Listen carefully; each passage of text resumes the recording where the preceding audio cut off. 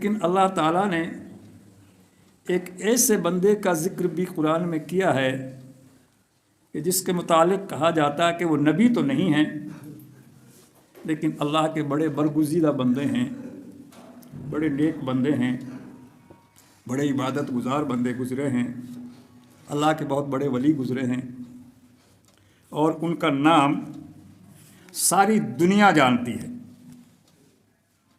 پوری دنیا ان کا نام جانتی ہے۔ ان کا نام ہے حکیم لقمان۔ حکیم لقمان کو پوری دنیا جانتی ہے کیونکہ حکمت کا جو کام ہے یہ حضرت لقمان علیہ السلام سے ہی شروع ہوا ہے۔ ان سے پہلے حکمت کے بارے میں، جڑی بوٹیوں کے بارے میں، ادویات کے بارے میں کسی کو کچھ معلوم نہیں تھا۔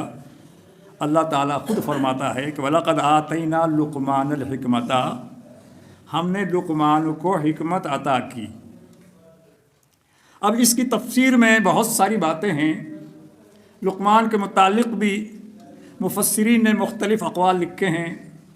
کوئی مفسر تاریخ کے حوالوں سے کہتا ہے کہ بادشاہ تھے، کوئی کہتا ہے کہ صرف اللہ کے ولی تھے، اور کچھ مفسرین نے تو یہاں تک بھی اظہار خیال کیا ہے کہ شاید یہ ہو سکتا ہے کہ نبی بھی ہوں، لیکن اس بات کی تصدیق قرآن نے نہیں کی، کہیں کوئی اشارہ نہیں دیا کہ یہ نبی ہیں۔ بہرحال جو بھی ہیں اللہ کے نیک بندے ہیں، اور اللہ تعالیٰ نے ان کو حکمت عطا کی۔ حکمت کیسے عطا کی، ان کو کیسے پتہ چلا کہ کون سی بوٹی کس کام میں آئے گی، اس کے متعلق بھی مورخین لکھتے ہیں کہ وہ زمانہ تھا، وہ دور تھا کہ جس وقت بوٹیاں خود بولتی تھیں، جڑی بوٹیاں پیڑ پودے بات کرتے تھے، بتاتے تھے کہ میں اس کام میں آتی ہوں، میرا یہ فائدہ ہے، میرے یہ نقصان ہیں۔ اس طرح کی مفسرین نے بات لکھی ہے۔ اس زمانے کے یہ حکیم ہیں، حکیم لقمان، بہت مشہور حکیم ہیں۔ ان کا ایک واقعہ لکھا ہے کہ ان کے بیٹا بیمار ہو گئے، بہت سخت بیمار ہو گئے، بہت زیادہ حالت نازک ہو گئی، اور انہوں نے ان کو جتنی بھی ان کے پاس حکمت تھی، جڑی بوٹیاں تھیں، جو دوائیں تھیں، وہ ایک ایک کر کے ساری دوائیں استعمال کر لیں، لیکن ان کو ایک اتفاقہ نہیں ہوا، آرام نہیں ہوا، اور آخر کار ان کا انتقال ہو گیا۔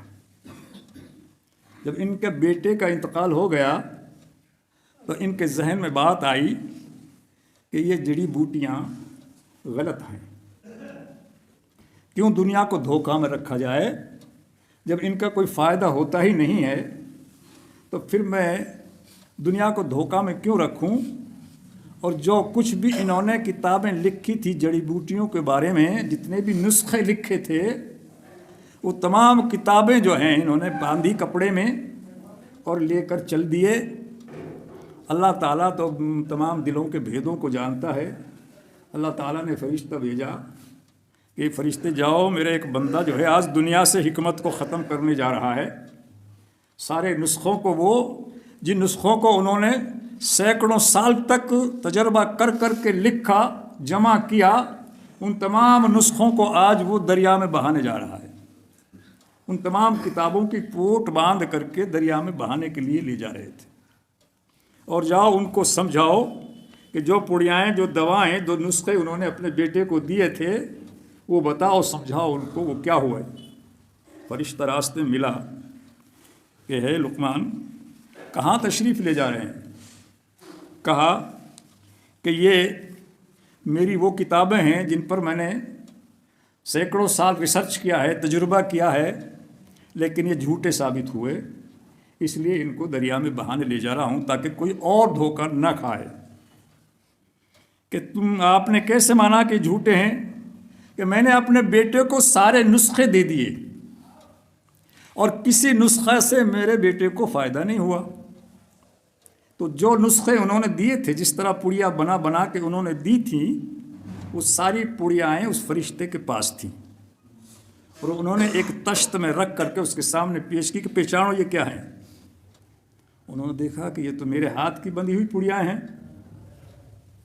کہ تو تم کیسے کہتے ہو کہ میں نے اپنے بیٹے کو دے دیے؟ کہ دی تو تھی، کہ تو دیتا تھا، لیکن ہم ان پڑیاؤں کو اس کے حلق سے نیچے ہی نہیں جانے دیتے تھے، کیونکہ اللہ کا حکم تھا. یہ فائدہ تو جب کرتی جب تیرے بیٹے کے پیٹ میں جاتی. ہم نے ان کو پیٹ میں جانے ہی نہیں دیا. یہ دیکھو یہ ساری پڑیاں تمہاری موجود ہیں. تب حضرت لقمان کی سمجھ میں آیا کہ واقعی جو ہے اللہ کی حکمت الگ ہے، میری حکمت الگ ہے. تب جا کر کے وہ واپس ہوئے، اور تب جا کر کے یہ دنیا میں حکمت باقی رہی، اور تب جا کر یہ دنیا کے نسخے چلتے رہے. اس حکیم نے جب ان کے موت کا وقت آیا، موت کے قریب وہ آئے، تو اپنے بیٹے کو بلایا اس نے، دوسرے بیٹے کو. ایک بیٹے کا تو انتقال ہو گیا تھا، اور اس کو بٹھا کر کے جو آخری نصیحت جو کرتے ہیں، آخری جو وصیت کرتے ہیں، جو آخری بات مرنے والا بتاتا ہے کہ میرا باپ یہ کہہ کے مرا تھا، مرتے وقت میرے باپ نے یہ بات کہی تھی. اس بات کی بہت بڑی اہمیت ہوتی ہے، اور اس بات کو اولاد یاد بھی رکھتی ہے کہ مرتے وقت ہمارا باپ یہ کہہ کے مرا تھا. اس وقت لقمان نے اپنے بیٹے کو کیا نصیحت کی؟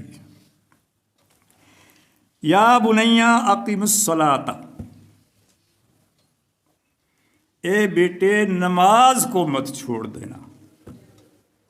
پہلا لفظ یا بنیا، پہلی نصیحت جو کی اپنے بیٹے کو یہ کی کہ اقیم الصلاۃ، نماز کو ہمیشہ قائم رکھنا. وَأْمُرْ بِالْمَعْرُوفِ، اور ہمیشہ اچھی بات کا حکم دینا، اچھی بات بتانا، اچھی بات کی تلقین کرنا. وَنْهَا عَنِ الْمُنْكَرِ، اور برے کاموں سے لوگوں کو روکتے رہنا. یہ وصیت ہے، یہ نصیحت ہے حضرت لقمان رحمۃ اللہ علیہ کی.